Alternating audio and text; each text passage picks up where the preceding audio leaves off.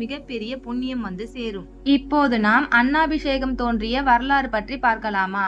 முன்பு பிரம்மதேவரும் சிவபெருமானைப் போன்றே 5 தலைகளை கொண்டவர்தானாம்.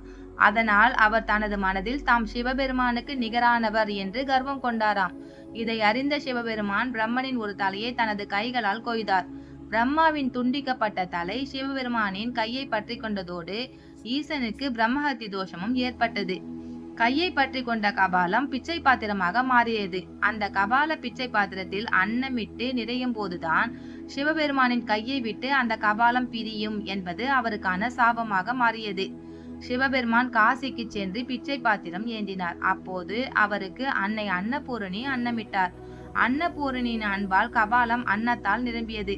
பிரம்மனின் கபாலமும் கீழே விழுந்ததோடு சிவபெருமானை பிடித்திருந்த பிரம்மஹத்தி தோஷமும் நீங்கியது. அன்னபூரணி சிவபெருமானுக்கு அன்னமிட்ட தினம் ஐப்பசி மாத பௌர்ணமி.